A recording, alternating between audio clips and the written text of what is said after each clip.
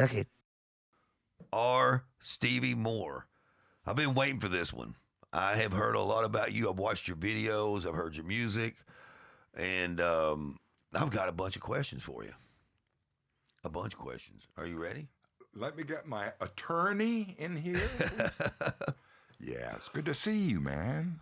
Man, it's nice to finally meet you. Hey, if you could bring me my glasses real quick, that'd be great. They're on your head, idiot. I do that all the time.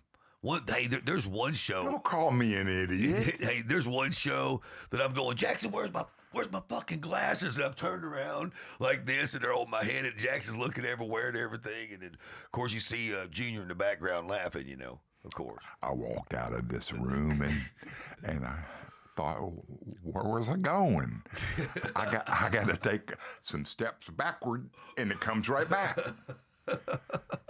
Okay, let me ask. So I'd like to introduce myself. Go ahead. Let's tell everybody about yourself. Okay. Good night. Oh, come on. Okay, I got my security log. I was born with Waylon Jennings and Jesse Coulter in 1826 and worked for Beverly Briley. 1826. And Beverly Briley. I had a metal band that played with Thrack and Splank. Thrack and Splank. Thrack and Splank. I'm just pulling your chain. I've never heard of those guys. I'm sorry. A metal band. So some call you the biggest independent artist of all time. How do you feel about that? Call me an ambulance. Call me two ambulances. I'm one of those guys. How do we put it in a capsule? Is there a camera over there? No, there's just two there. Yeah, just there. And here. Right. This is fantastic. You guys are computer whizzes. What do you feel about that, though? I mean, you've recorded over 400 records. Yeah, and that's there's no number. I mean, for me, it's been a diary of sound since I was a little boy. Okay. I love pop music, and I love Hit Parade, and, getting acknowledged. Somebody help me with my code. Yeah, hang on. You got her? I got her. I don't got her. Okay, cool. Call her mom here. She can help me. I've recorded. I wrote music. I wrote silly little music. It's such a long story. My father was a famous Nashville bass player. Bob Moore, yeah.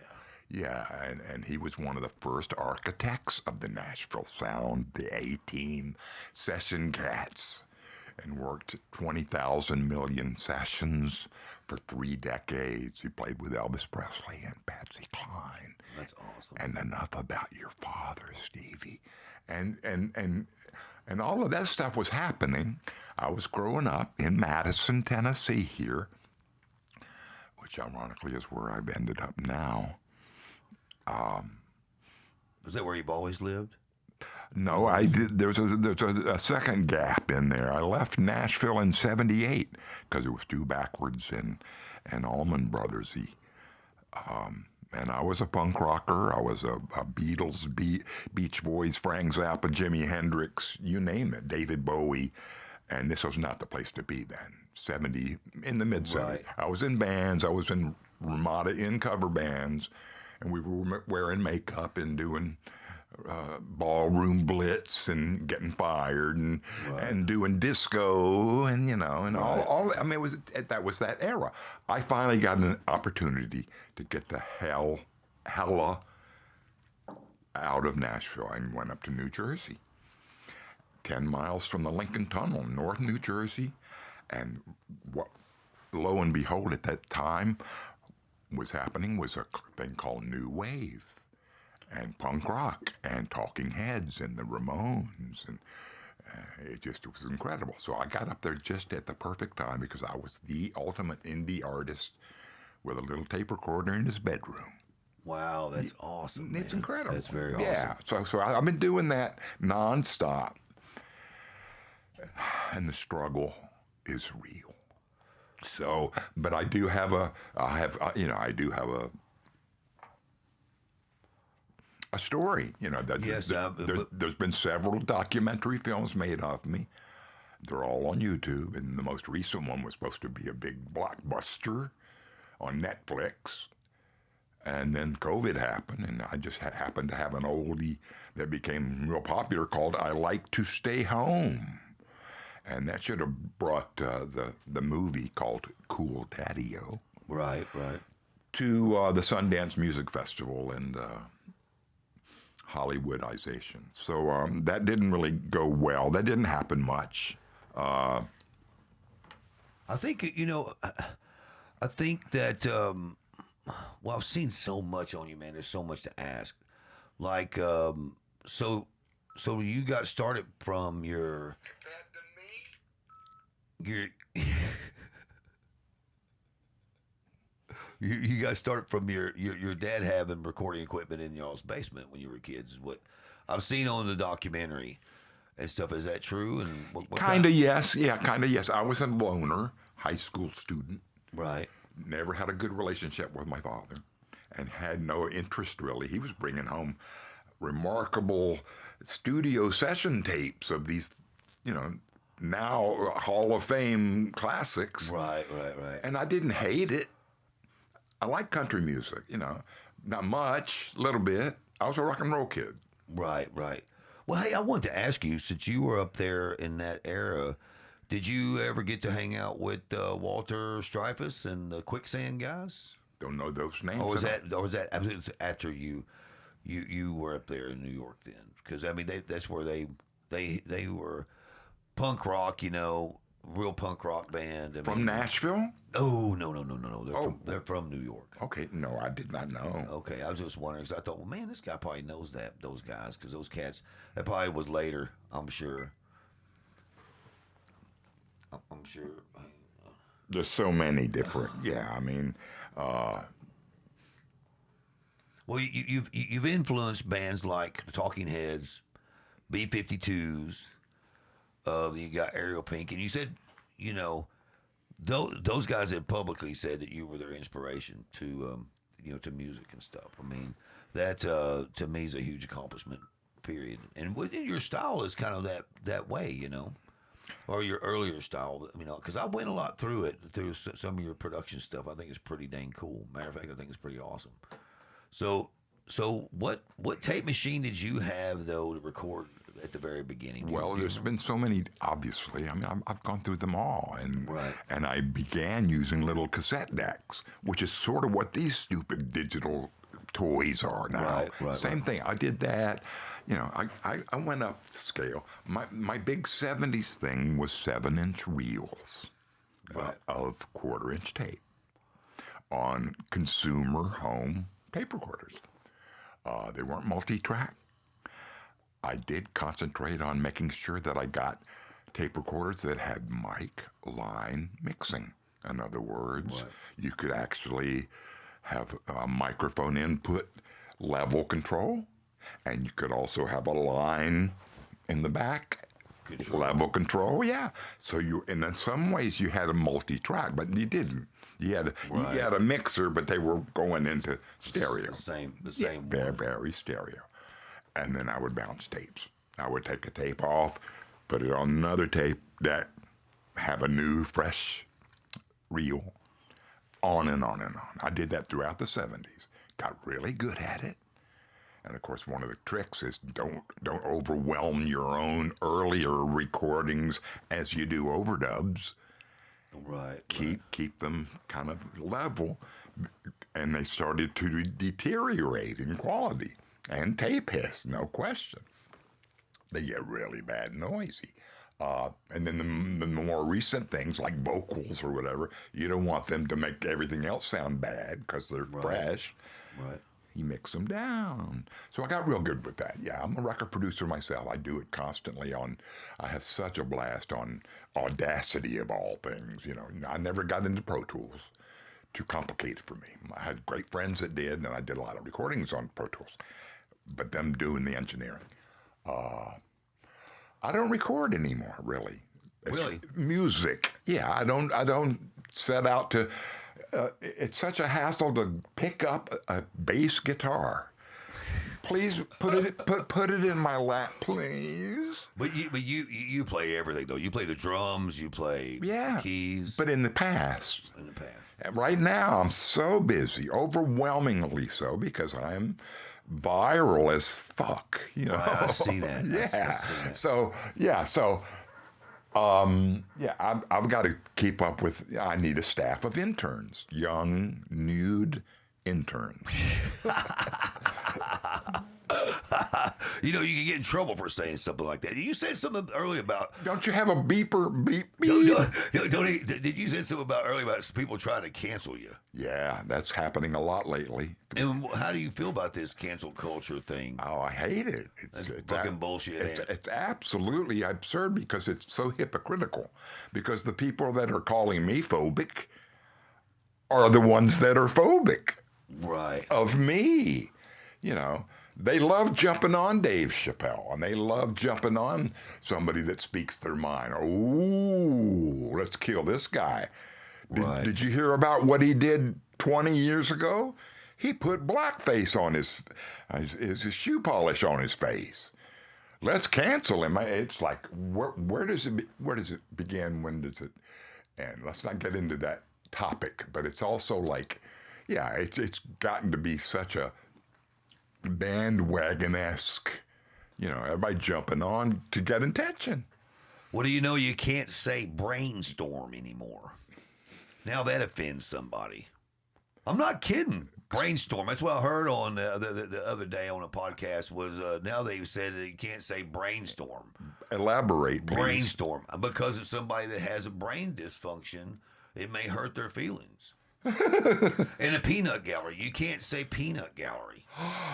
Yeah, because that's the cheap seats that they had at the baseball games, and that they, you know, it has to do with poor people. So you can't say peanut gallery anymore. Did they wear like feathers and headdresses? It's like, look, man, look. It's like you can't, you know. Yeah, it's really out of hand. It's out of hand, and you know, and what's sad about it is like. Our education system, period, is just absolutely collapsing, and we're worrying about saying peanut gallery and brainstorm. You know, yeah. I mean, that's the mentality that is today. You know, well, you've seen it all. You've seen the music business, you know, come up and come down. What do you?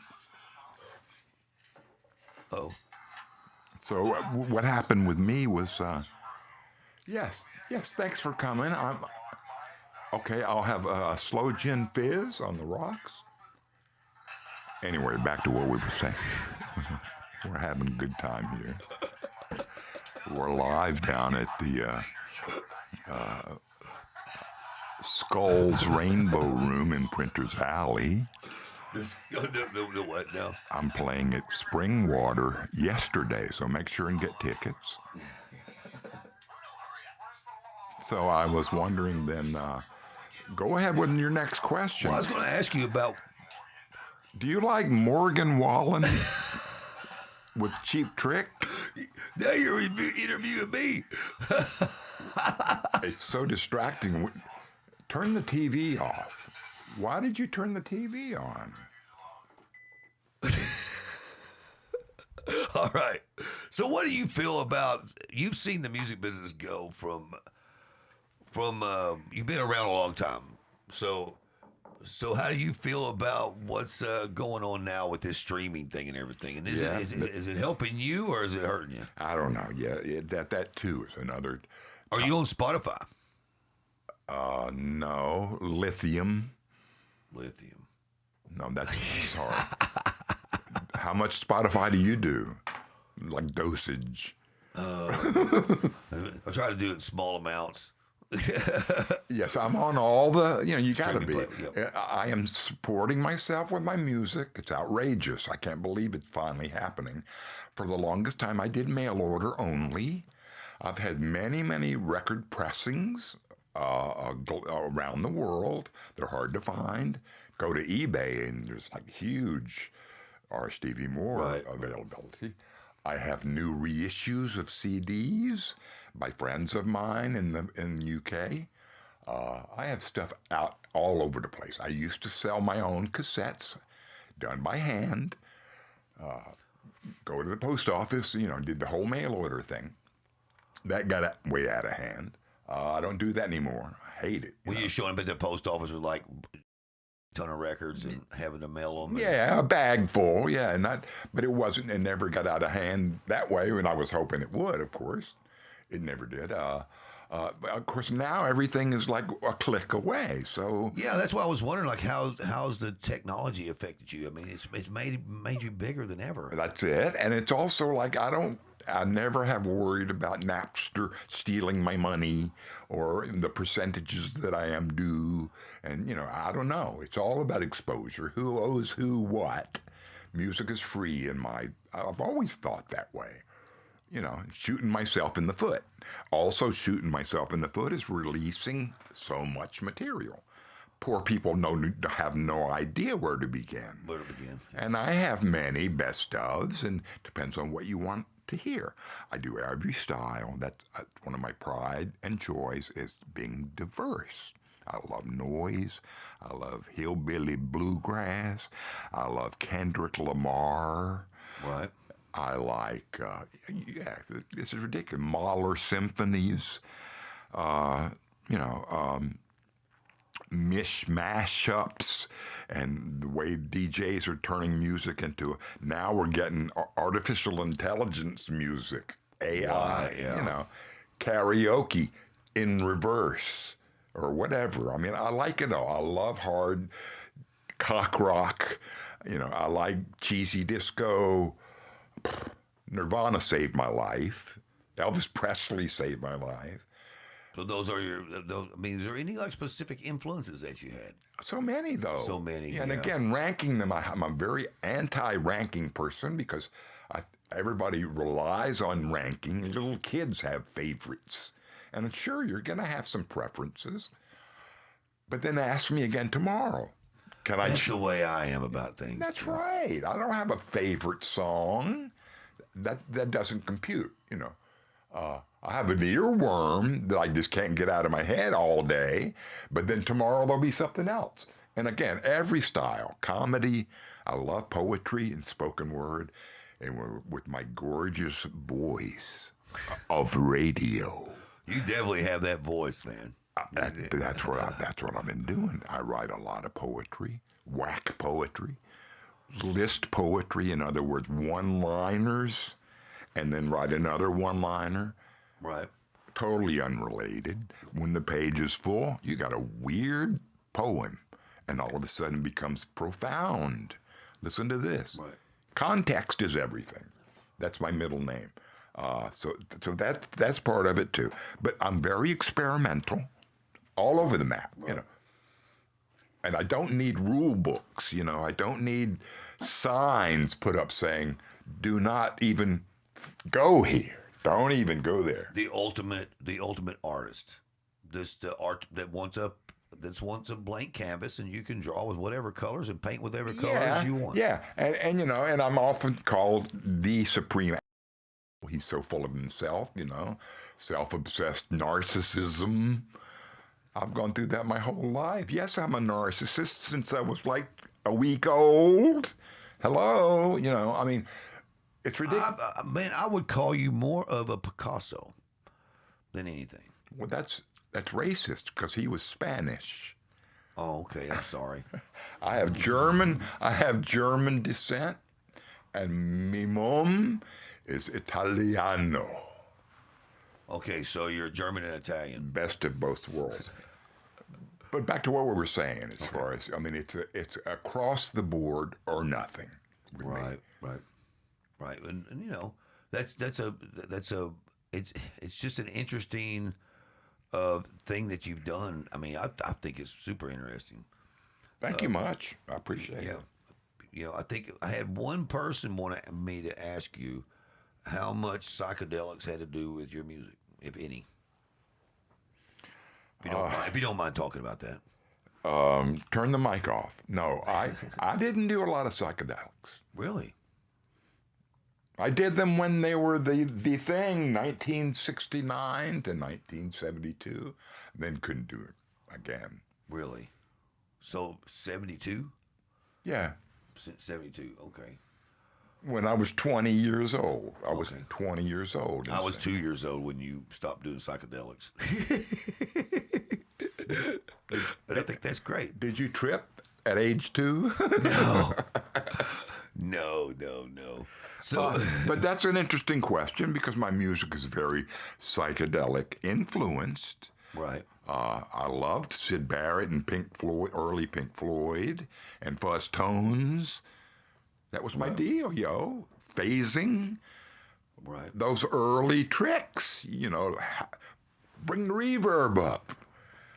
Right. I'm back to doing that now, and I'm almost ruining great, punchy, raw, dry tracks by giving them some ambience. And of course, even that too. It's like I've always laughed about the fact that am I doing? No, I'm not. I should be video. Even though you're doing video, but it's still good.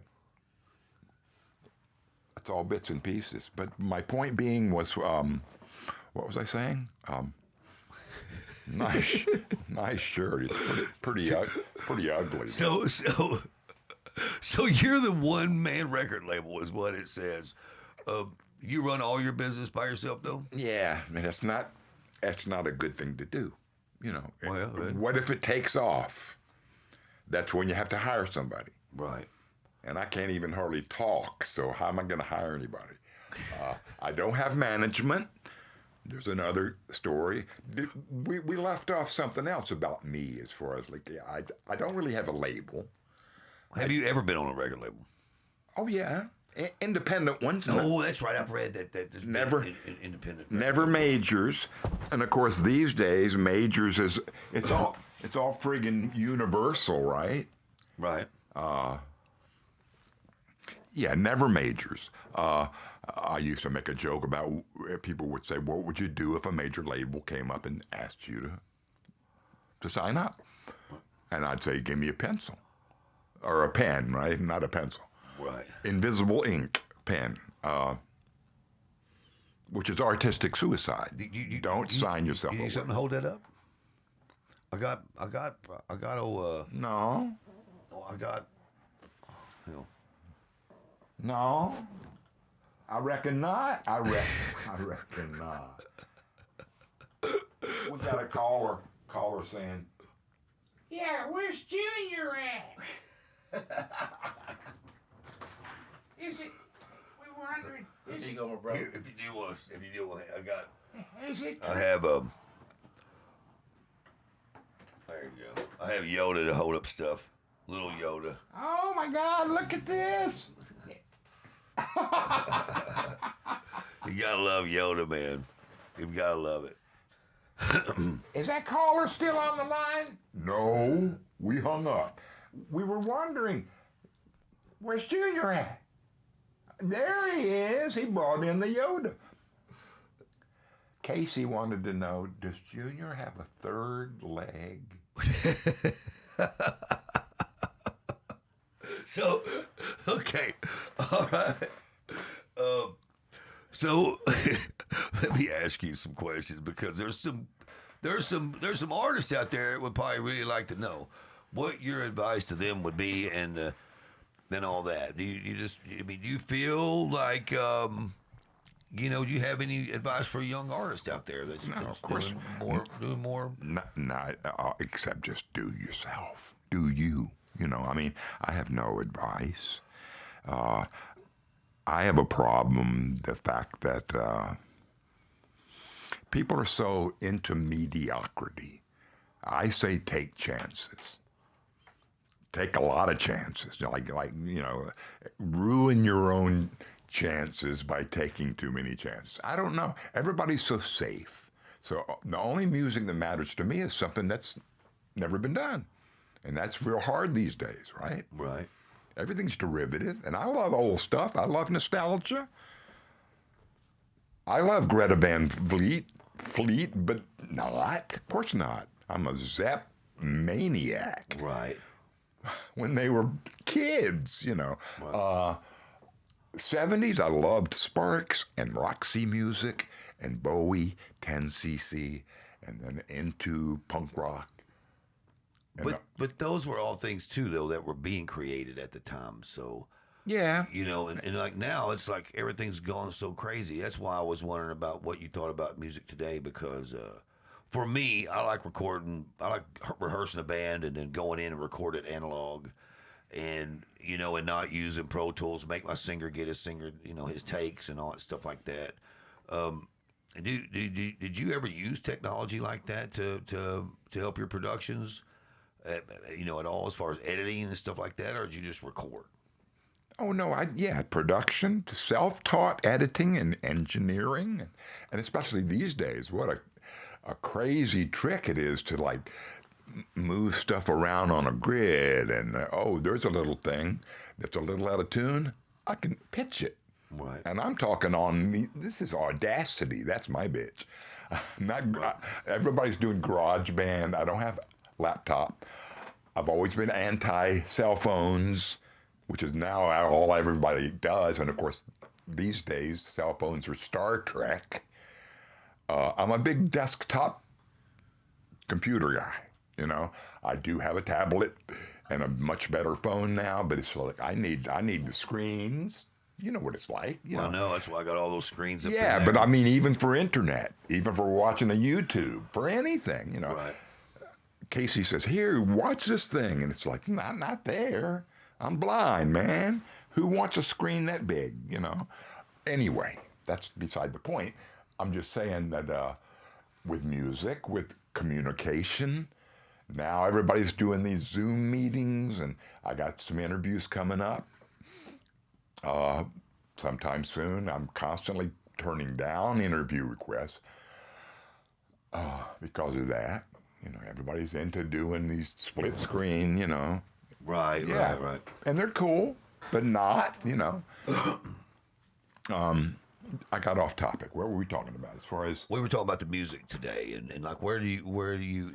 I mean, do And you think it's degrading because of technology? Do you think it's going backwards, or do you think it's getting better? I have no idea. How can one know? You know, this ageist thing too. I mean, the kids these days don't really know or care about what their parents or grandparents were into, and not just music style or music distribution, but just I don't know. Do you feel the industry's okay? Do you feel like records aren't being made anymore instead of just singles? Because that's the way I feel. I feel a lot of people have a body of expression, you know, that expresses that particular time in their life. And Kinda. That's why it intrigues me, so many records that you've made, because they all have probably a thing of, this is where I was at this point in my life. That's right. And I was very prolific. Every day a new song. Every day 3 new songs. And what's a song? I mean, I was a sound painter. So that's why so many albums, because I was always recording. Do the math. You know, people just can't believe it. And then, of course, a popular question is always like, 400 albums, but how many are really good?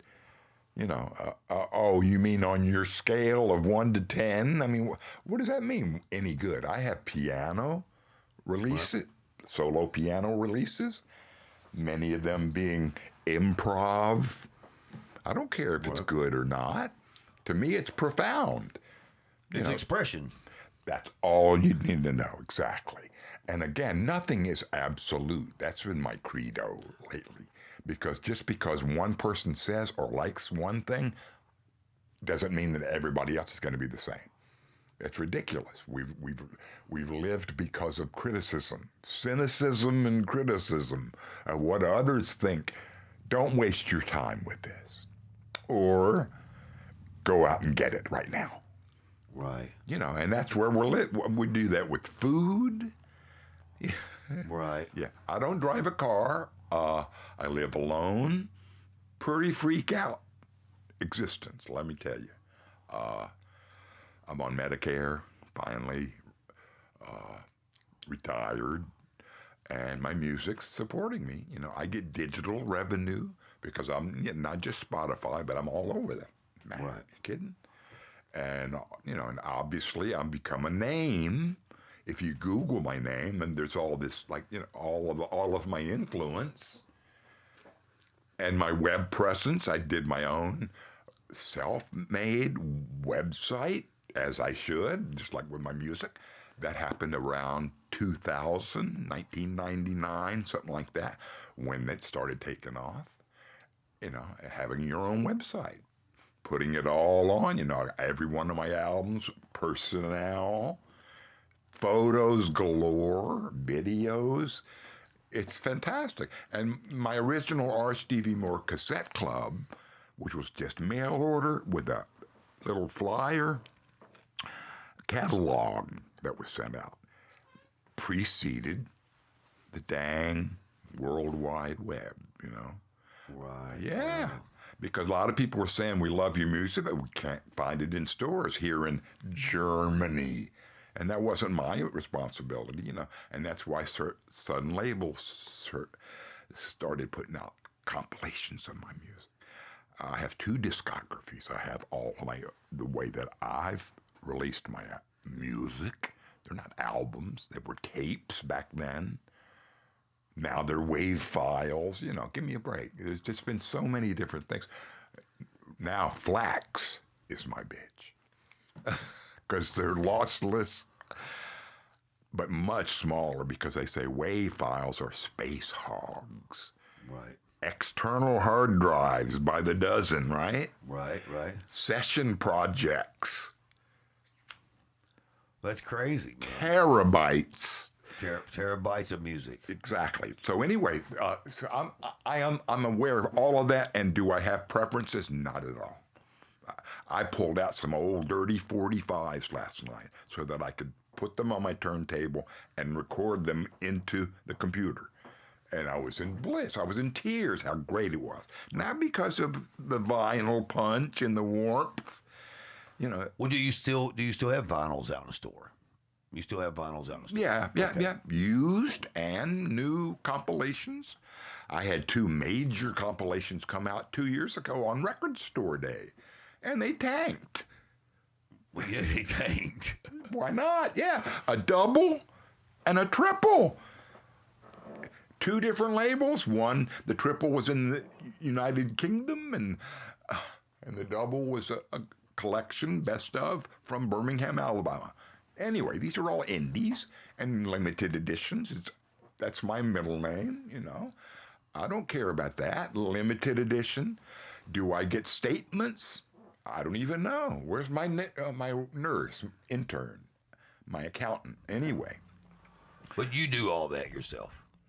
Yeah. You're all self-contained.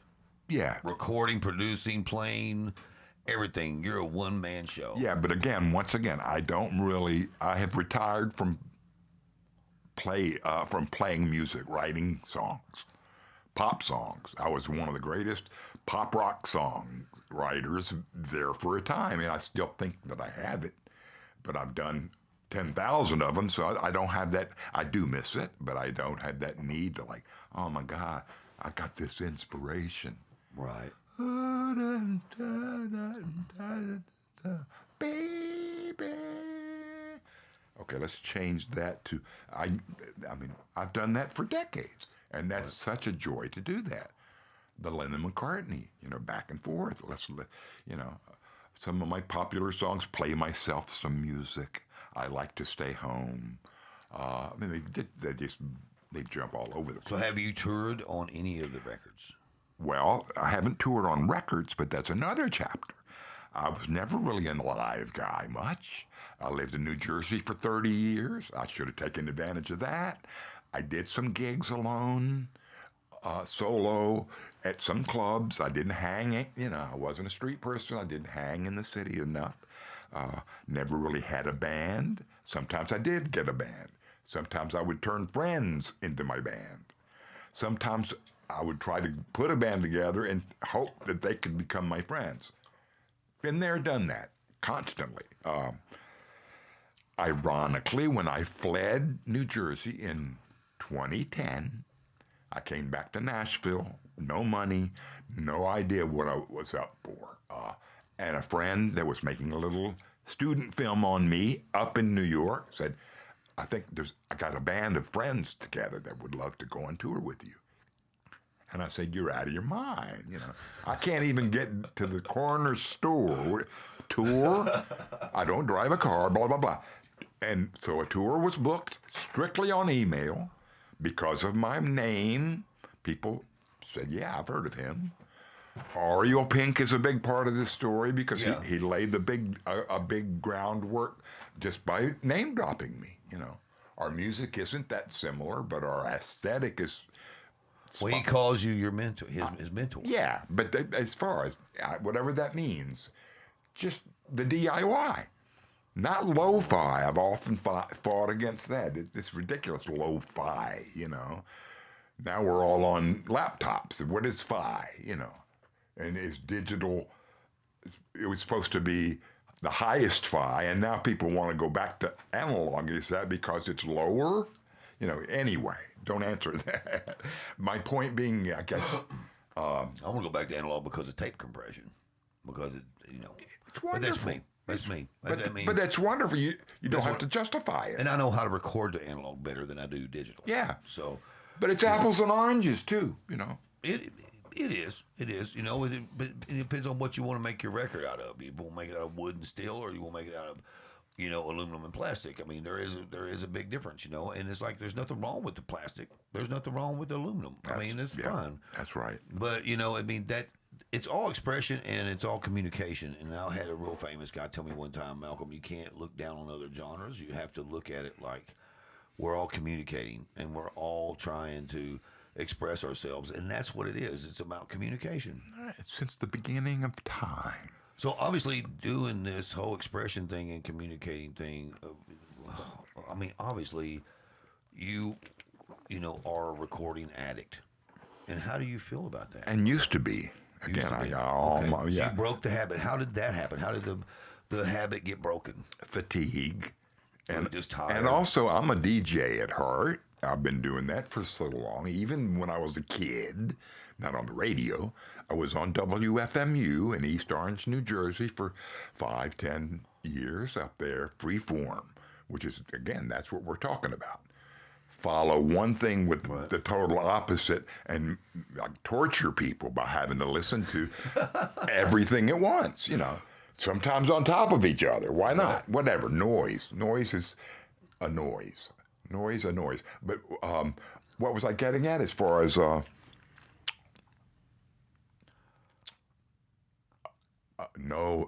broke the habit of your addiction to recording? Being a DJ and doing sound painting, which is what I do now. And Bandcamp is my bitch. Sorry, I keep saying that word. No, it's okay. That's okay. Bandcamp is my thing. I think bitch is a fine thing to say on here.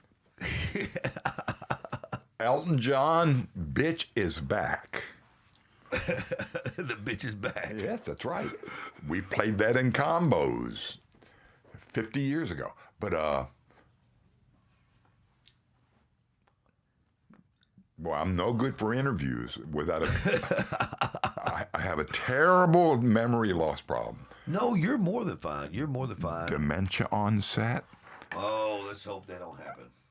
Leaning towards I got a relative. It's Alzheimer's onset.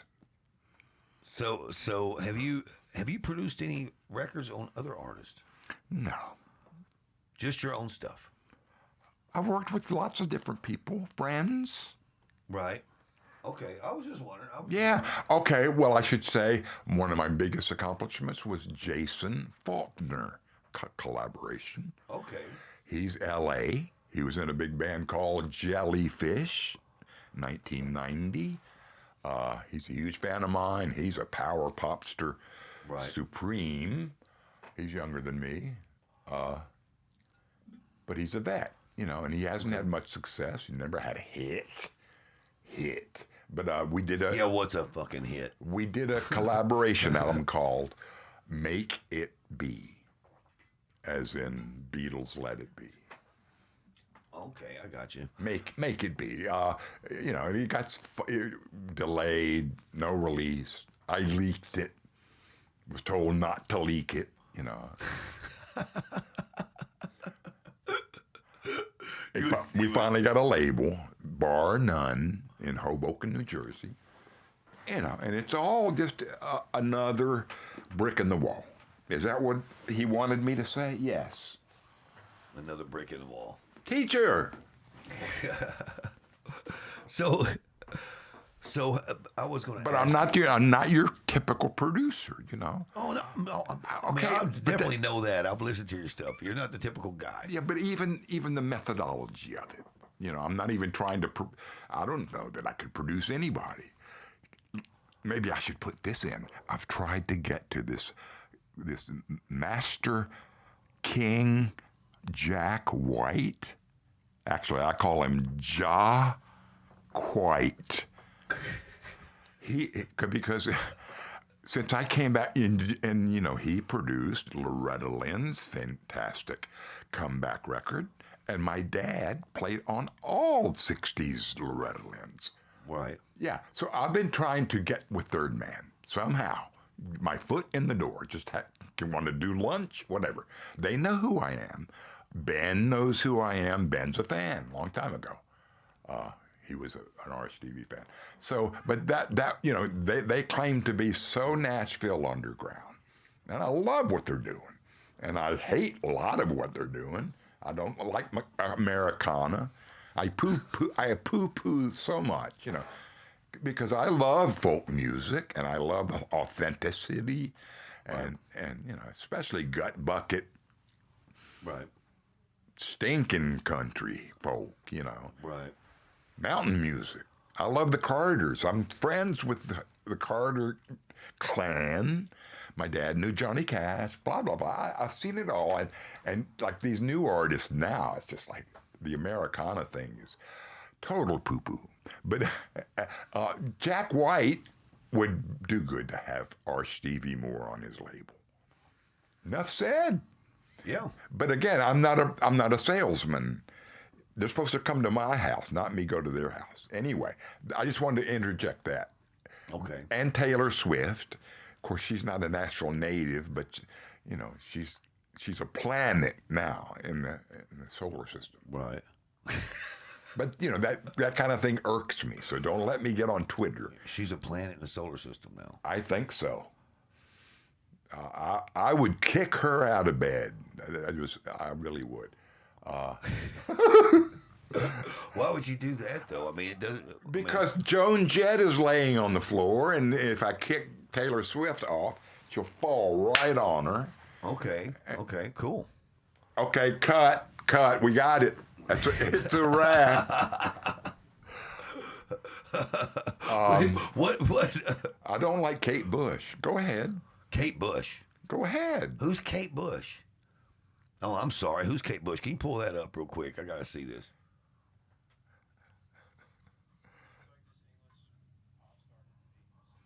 Oh, I thought. Okay, I know who you're talking about. No, I meant Dua Lipa.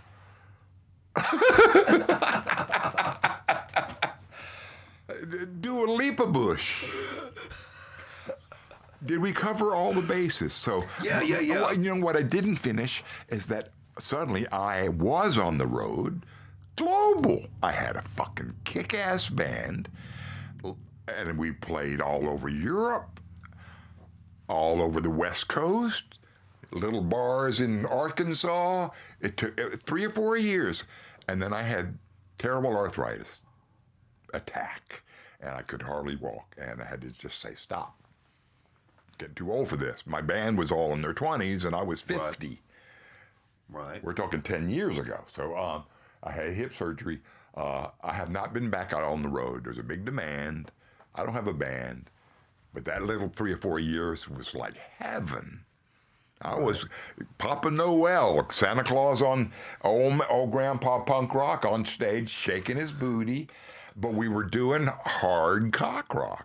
I love to say that, but like Mott the Hoople is what we sounded like, with melodies, you know, and my weird low voices. A lot of hits, a lot of jamming, but just total wacko, psychotic rock. And we had a blast, and I was, I just living my dream. Right. That happened. Before I forget, and then I had a Wire cover story, the British Music Magazine, 2012. There's my face. I should have brought one for you. I have extra copy. That was like the career peak, 2012. Here I am playing a London festival. And things were going good, but my health gave out, so I had to stop. And as much as I loved playing on stage, I hated the lifestyle. It was real hard, long van trips. You look out the window and there's the Alps. And I'm thinking, is this living the dream? No, I want to go home. So it became that bad, drinking a lot of wine, making good money, but I didn't want to know about it. I'd deal with that later. And that stopped 8 years ago. I played some Nashville gigs. I'm like this clown, and I can play at Grimey's, and but I'm not playing, the Wilco trip, and touring with backup by Daniel Johnston and Mac DeMarco, and I don't know, too old.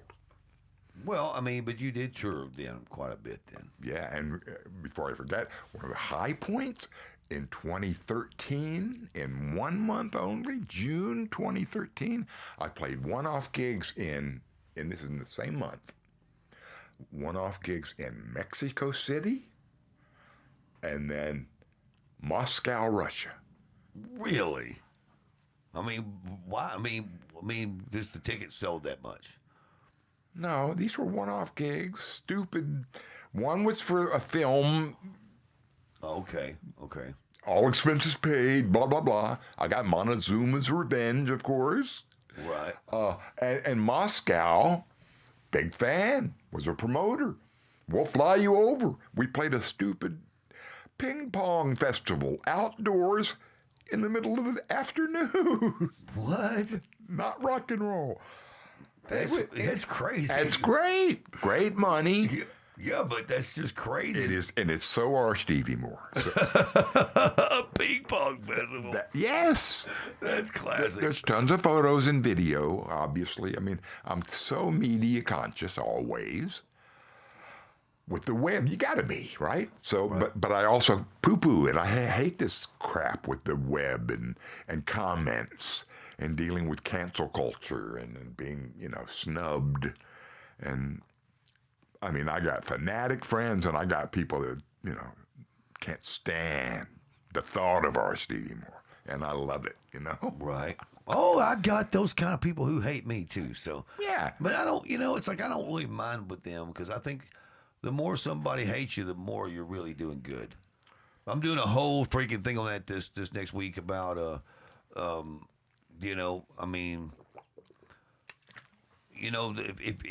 if you're loved by everyone, then you're not doing something right. Mm-hmm. Mm-hmm. You're doing something wrong. There's definitely. So, but people our age can't help but notice it didn't used to be this bad. People ready to pounce. Right. Haters gonna hate. Oh yeah. That's a popular meme. Haters gonna hate. Oh, I know. Wrote a song called that not long ago. Well, yeah. You have to. Yeah. Haters are gonna hate. So that someone will love you. It's just the way life is, I kind of accepted that. I know, but it's flash fashion now. Right. To cancel. Well, it's too, though, if someone sees you being successful at something, they want to cancel you. Yeah. But luckily we can edit the podcast, or I'd have been canceled first day. But a lot of us, me and Junior Case would have been canceled the very first show. But the internet allows you to continue. You're not successful. That doesn't mean you got to shut down. Right. Well, depends on if you're gonna make any money or not. Nobody makes anything though, except the goddamn suits. Well, I mean, corporate, whatever. Okay. well, in music, definitely. In music, definitely. So, are you But into? I'm a film actor. So, do you believe in aliens? No, I don't believe in anything really. Afterlife. I'm not religious. Right. I'm spiritual, but don't. Let's not even go there. Okay. Well, I just want to know if you believed in aliens. You don't believe there's some other civilization like visiting us from some other? Yeah, Joe Biden.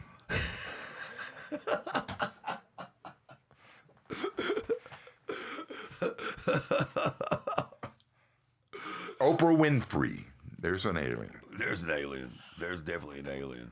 No, I'm not into that stuff. I don't have beliefs about Scientology or again religion. I hated that since I was a child. It was big in my family. I masturbate. That's what I do. Turn the cameras off. I think everybody does that, though, don't they? Not at 71. Not at 71. Well, I got a couple pills I could give you to help you out. Take my money. I'm throwing my money at milk. Is it what's better, Cialis or Viagra? It depends. Cialis is what I go. Cialis all the way.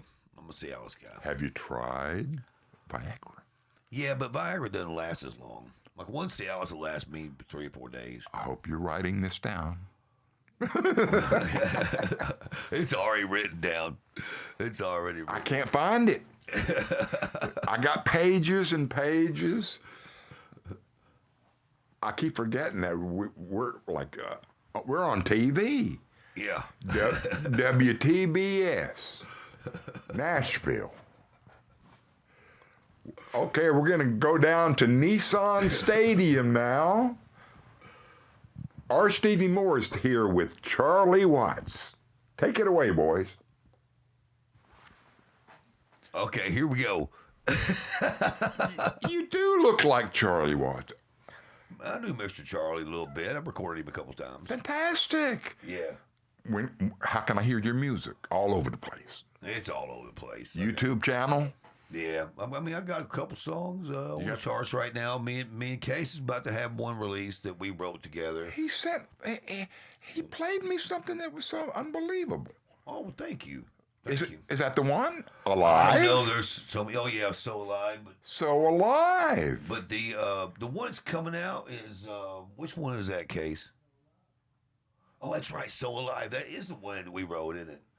Me and him write so many songs. It's like we can't keep up. I mean, we do have a catalog of songs. It's like we haven't used or anything. Yeah, it was called Super Dog. Because I wanted to be like a, I wanted to be like a heavy metal, like George Clinton type of thing, in the P-Funk. You know what I mean? I wanted to be a lot of P-Funk type of thing. And then love George Clinton. Yeah. I know Mr. George pretty well. He's a good guy. Oh, you say that about every girl. Wait. Me and Mr. George has hung before. He's crazy. He's crazy as hell, that's for sure. Where does he live? L.A.? No, he lives in Atlanta, man. Wherever he wants. That's right. Is he from Atlanta? Yeah. Fuck. Funkadelic forever, man. I don't need this stuff. Well, listen, we're about to get out of here anyway. I wanted to just, what's this compilation record? What's this one right here? Recent double CD called World War IV, R Stevie Moore. World War IV. And it's my work from 2011 to 2015. Do the math. Yeah. So, and it just goes all over the map. And yes, it's home recordings. It's not, I don't play the game. Right. Are you happy that you haven't played the game? You're happy you just been Extreme. independent? Yeah. I breathe that shit. I mean. No, that's why, it's an obvious question, but I'm still, I know. And, I go at all these people that fall into the trap. Right. And people kind of wish that I did, and I do too. I'd like to have a thing on Netflix or a TV theme. Right. I've done it all. Been there, done that, and remain fiercely independent. Okay, awesome. Thank you so much for coming on the show, man. We really appreciate it. Yeah. And it's been quite a trip, man. Ryman Auditorium tomorrow night. You playing? No. It's a bomb scare. No, you can't do that. You can't say that anymore. say that. All right, let's get out of here. Beep.